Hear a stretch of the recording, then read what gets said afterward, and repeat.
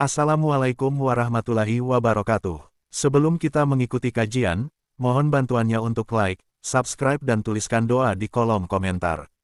Semoga keberkahan, kesehatan serta kelancaran rezeki untuk kita semua.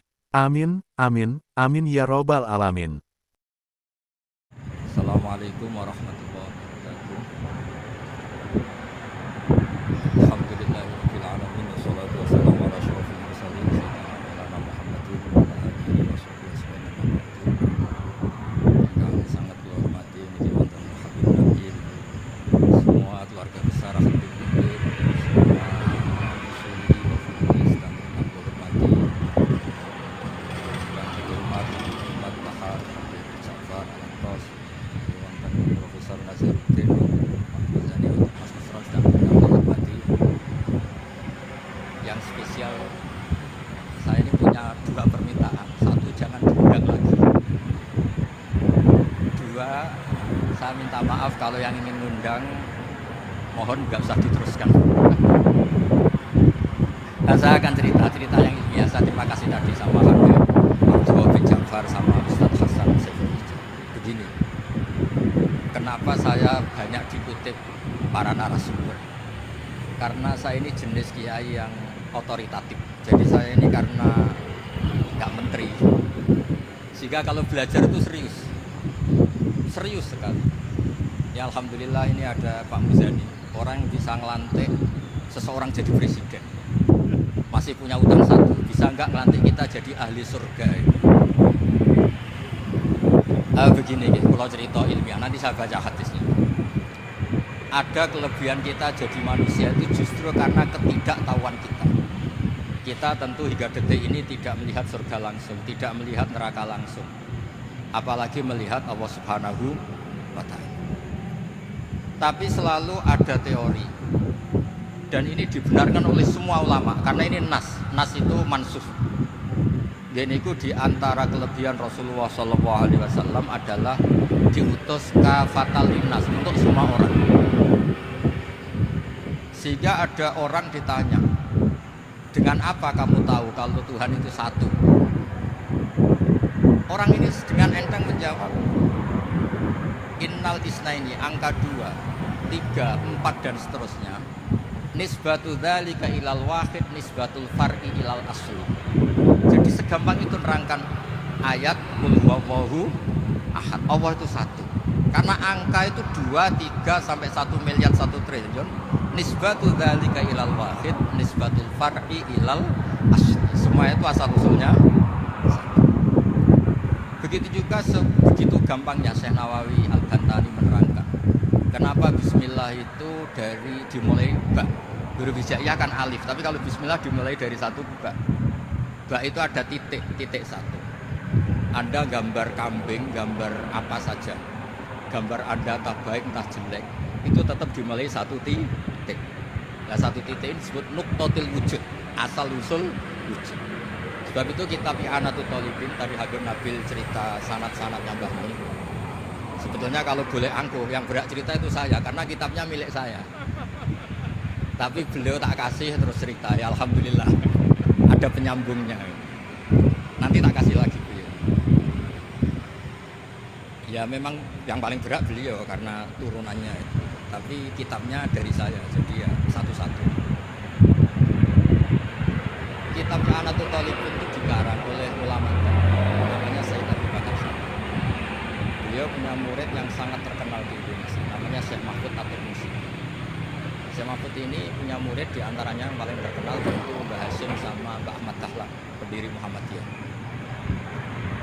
Jadi kemudian kitab I'anah ini populer sekali untuk menerangkan fikih-fikih di Indonesia.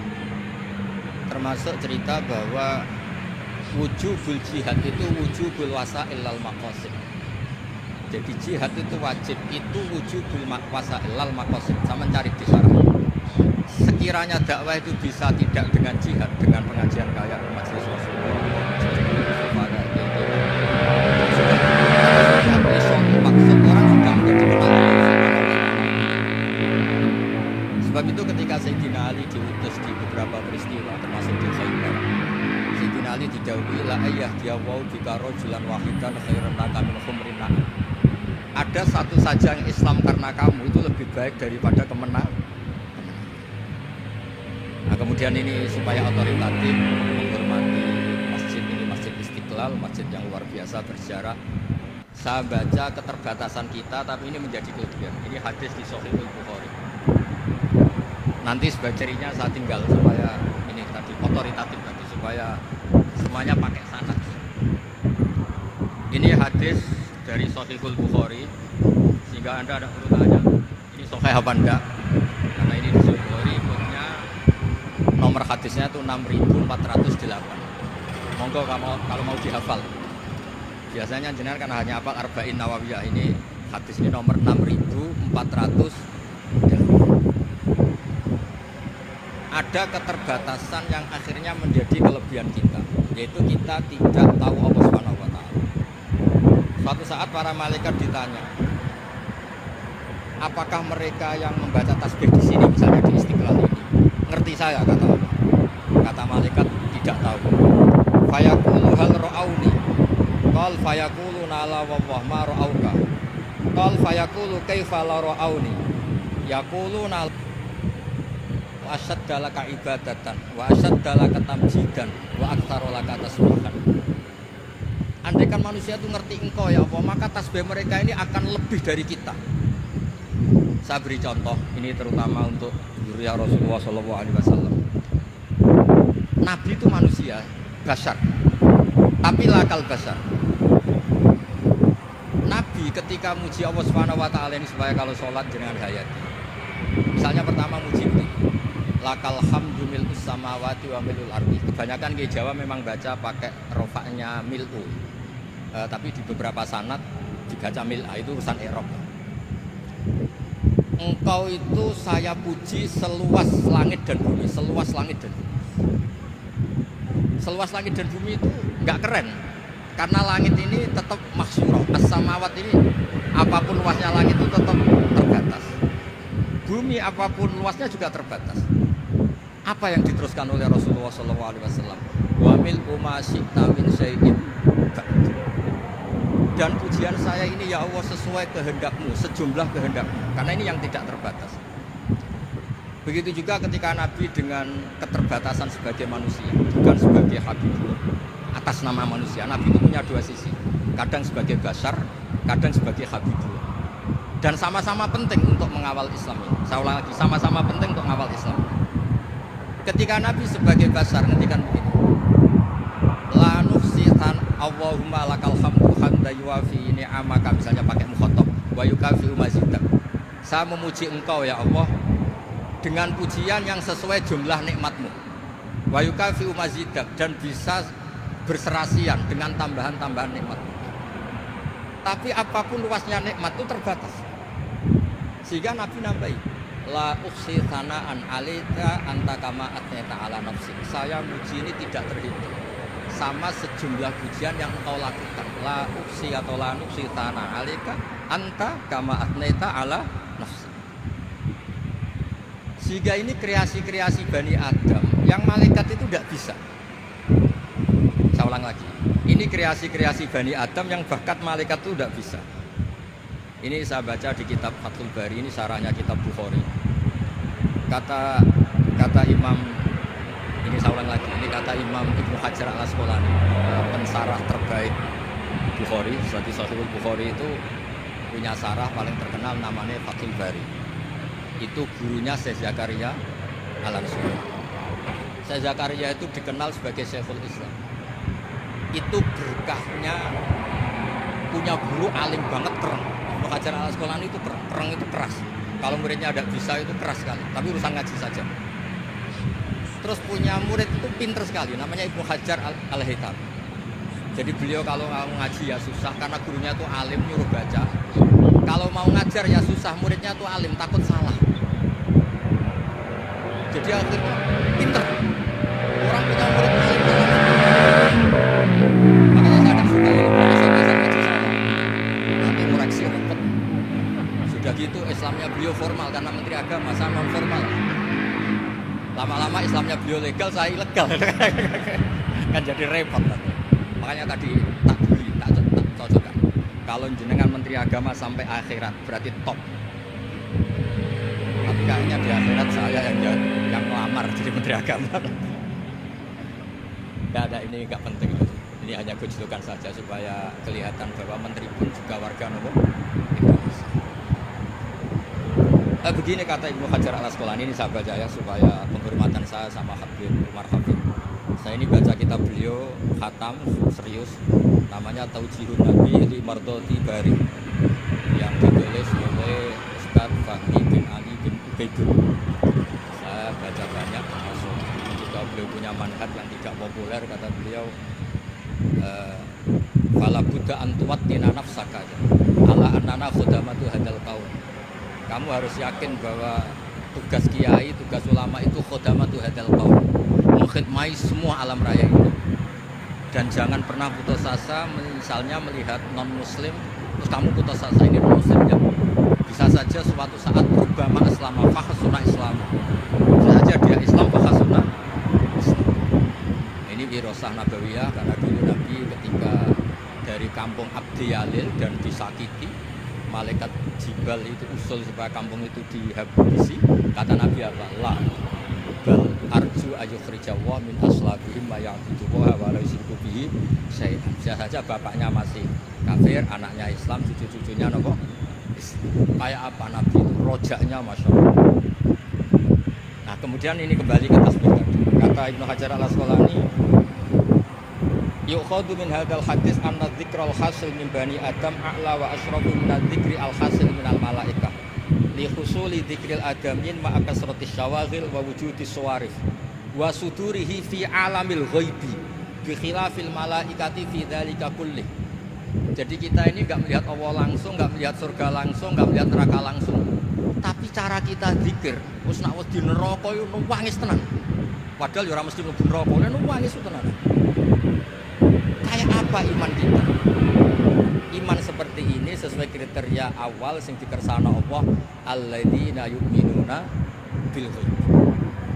Maka andekan saya ini kok dikasih mukasyafah sama Allah untuk melihat surga, saya milih enggak melihat supaya ngikuti yang tetap gaib. Nanti kalau saya melihat langsung kemudian iman, kata Allah, akeh tunggal aku iman mau melihat itu. Jadi kadang-kadang keterbatasan kita ini penting.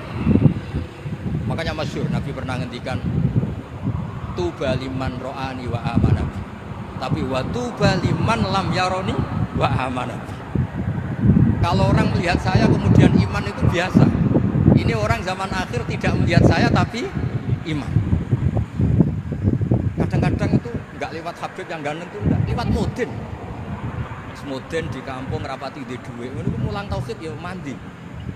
Islam itu digawa Habib ya mandi, digawa menteri ya mandi, digawa mudin ya mandi. Karena Islam itu kafatal, napa kafatal. Nah yang nggak dipunyai malaikat adalah tadi seperti cerita saya tentang Imam Amudi. Segampang itu. Makanya di tradisi pondoknya Mbah Maimun itu ada tradisi qaddimid dirayah ala riwayah. Logika riwayat itu penting karena itu menjadi nyaman. Ya kayak tadi, Allah itu satu.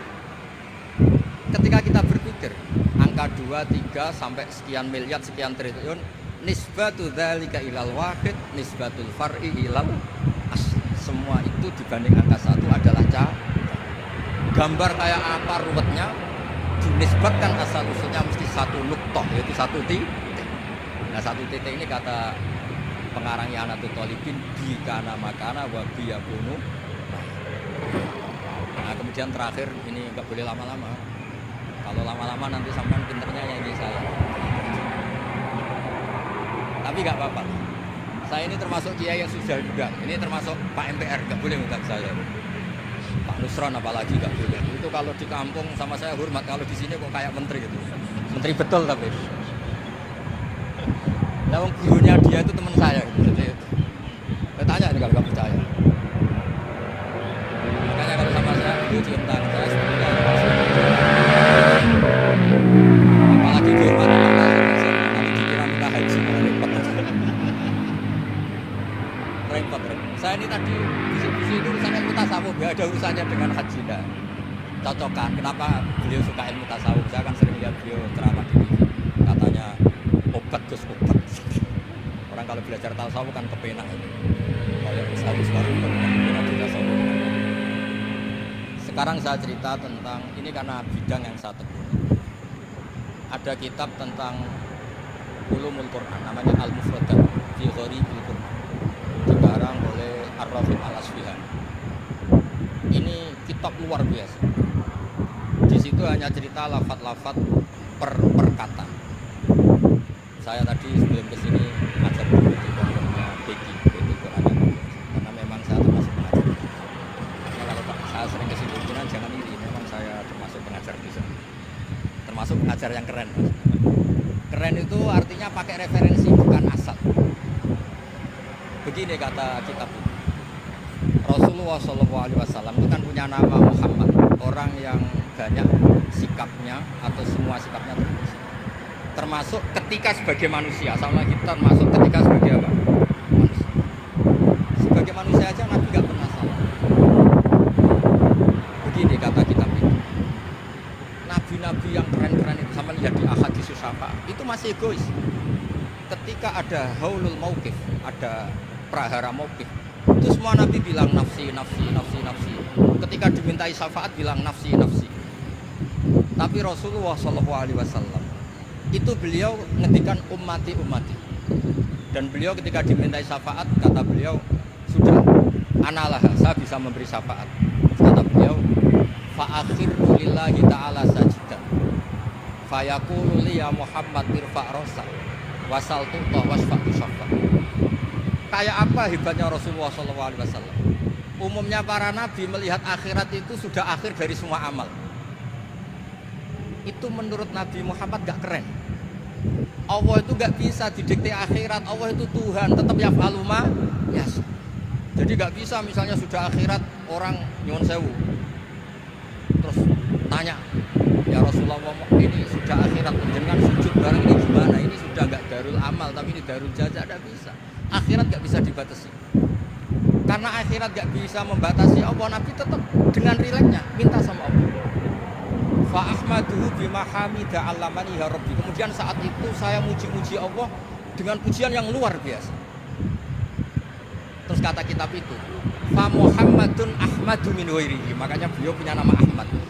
Ahmad itu afal tafdil, bukan fi'il mudhari' waqi' mutakallim. Ini pernah madrasah dulu di Qudsiah. Tamat. Beliau kalau di rumah hormatnya nggak kayak tadi, lebih dari itu. Tapi di sini pejabat. Sembrono ya di sini tuh berapa? Ya tapi nggak apa-apa ya. Tadi sudah dipuji, akhlaknya baik, apa-apa baik, alhamdulillah. Fa Muhammadun ahmadu min ghairihi. Ketika para nabi gak bisa muji Allah di mahsyar, bahkan mereka itu nyuwun sewu egois, hanya mikir diri sendiri, nafsi-nafsi. Rasulullah Muhammad ini punya nyali untuk muji Allah dan tetap mengajukan permohonan apa? Disebut fa Muhammadun ahmadu min ghairi. Sampeyan lihat di Bukhari, di Muslim. Fa ahmadu bi mahamida 'allamani ya rabbi. Tetap muji-muji Allah. Bukti bahwa teori saya benar dan otoritatif adalah yang nggak bisa hilang di surga itu juga wiridan. Ketika kita masuk surga, apa kita kegiatannya?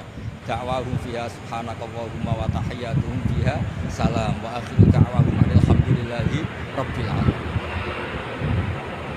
Kemudian ini juga yang terus kemudian dinyatakan al-baqiyatus sholihat. Ini kalimat-kalimat yang abadi. Karena apa? Di dunia ya kita bilang subhanallah alhamdulillah, di akhirat dia bilang subhanallah. Kayak apa kerennya kita sebagai Bani Adam.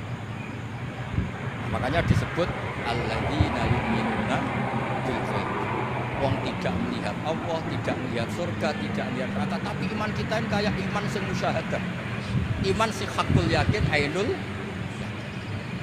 Kenapa demikian? Ya karena kita diajari terus menerus oleh Rasulullah sallallahu alaihi wasallam. Yang terakhir saya cerita mukjizat.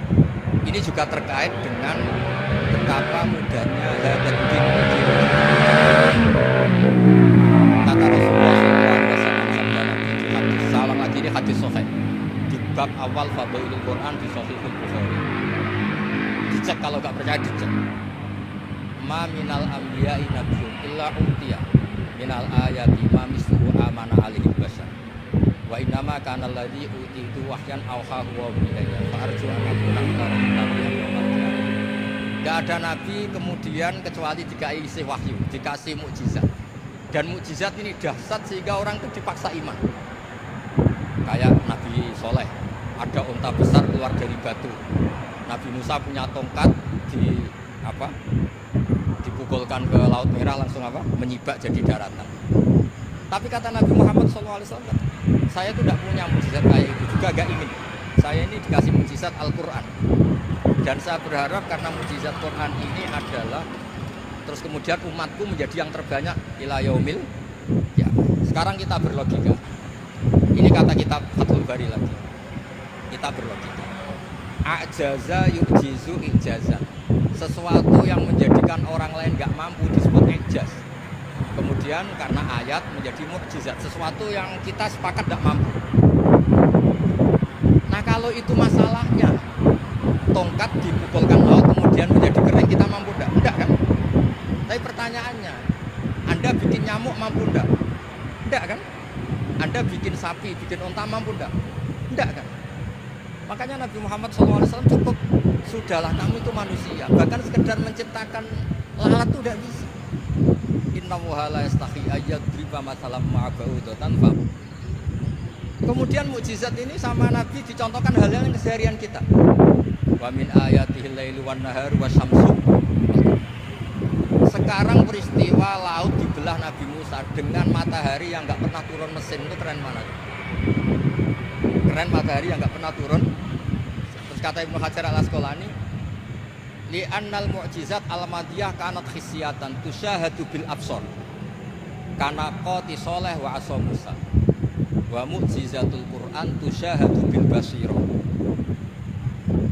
fakana man yattabi'uhu atau yatba'uhu li ajliha aksa fa innal ladhi yusyahadu bil absor yang qatu bi qirati musyahidi wal ladhi yusyahadu bil basiro bakin. Ya saya ulang lagi, bakin. Ya, bagian terus disaksikan orang sing ja'a badal awali mustamir. Begini logikanya. Mukjizat kayak nakoti Soleh atau Asa Musa yang terkenal. Saya andaikan jadi umatnya Nabi Musa terus dikasih tongkat itu, terus bisa apa coba? Ketika kita punya utang disuruh nyaur ya nggak bisa dipakai jaminan kan. Sudah gitu orang tanya ini asli apa enggak? Kalau asli buktikan. Kan ya repot. Jadi kalau kita jadi umatnya Rasulullah SAW ditunggoni Quran, punya banyak masalah resepnya sabar. Kalau nggak bisa sabar ya nyari kiai-kiai tukang ijazah nak mau dungane mandi. Karena orang mensifati Allah itu macam-macam. Makanya saya pastikan nggak ada agama yang mengajarkan rasional kayak agama apa? Islam. Makanya liqaumi ya'qilun liqaumi yatafak. Coba misalnya nyamuk. Kamu bikin nyamuk tidak bisa kan? Nyamuk punya organ tubuh kecil, organ tubuhnya punya urat. Kamu mikirnya kayak apa? Sekedar bikin patungnya saja tidak bisa, apalagi bikin nyamuk. Jadi untuk mengakui kudrohnya Allah yang tidak terbatas dan kita lemah, itu tidak usah nunggu peristiwa kayak terbelahnya lah. Cukup wama min dabatin fil ardi wala ta'ir yatiru bi janahihi illa umamun amsalukum. Inna fi khalqis samawati wal ardi wa ikhtilafil laili wan nahar la ayatin liqaumin ya'qilun. Nah, gara-gara pola yang diajarkan Nabi itu ila yaumil qiyamah orang tetap Islam karena nyaman dengan kepastian mukjizat ini baqiyah ila yaumil. Kayak apa baiknya Nabi? Makanya saya suka tadi burda yang dibaca. Ada ulama kayak Muhammad bin Said Al-Busiri yang Arab. Itu kalau berpikir itu sederhana. Ngeten lho Gusti, malah nerangno pangeran. Lama da'awa da'ina li ta'ati bi akrami rusli kuna akramal umam. Ngeten lho Gusti, karena Rasul Muhammad itu terbaik, ya logikanya umatnya juga terbaik. Jadi lama da'awa da'ina li ta'ati bi akrami rusli mesti kuna akramal.